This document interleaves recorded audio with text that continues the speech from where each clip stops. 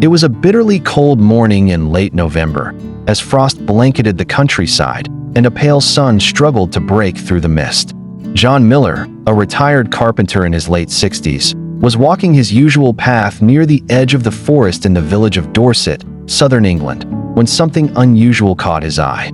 Tucked beneath a holly bush, barely visible through the frost-covered branches, was a tiny bundle of red fur, a fox cub no older than a few weeks. The little creature was curled into a tight ball, shivering violently. Its ribs showed through its thin coat, and its eyes, wide and glistening, darted about in quiet panic. John paused. He had seen foxes before, but never one this small, and never one so utterly alone. Something stirred in his chest, not fear, but empathy. He reached into his coat pocket, pulled out half of his sandwich, and gently placed it on the ground. The cub hesitated, then inched forward, gulping down the food ravenously. But what happened next surprised John even more.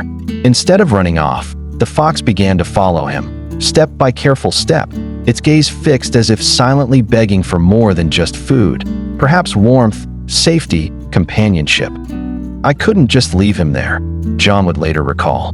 He looked at me with such trust, like I was the only thing in the world he had left. John took off his scarf, wrapped the tiny fox in it, and carried him home. He made a small bed out of an old cardboard box lined with blankets and placed it beside the fireplace.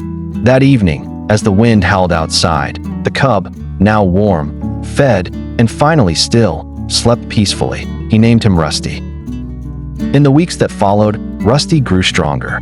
Though shy at first, he soon began to explore the house with growing confidence. He developed a habit of stealing socks from the laundry basket and hiding them in potted plants. Shoes mysteriously disappeared. More than once, John found his spectacles buried under a cushion. But it was in these little mischiefs that John found joy. For a man who had lost his wife to illness 2 winters ago and whose children now lived far away, the presence of Rusty filled a silent space in his life. They became inseparable, sharing breakfasts, walks in the garden, and quiet evenings by the fire. Neighbors were skeptical at first. "A fox? In your house?" they asked.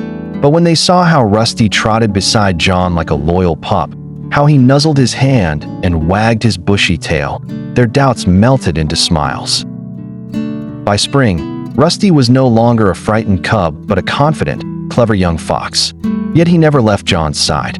Even when the garden gate was open, Rusty always returned.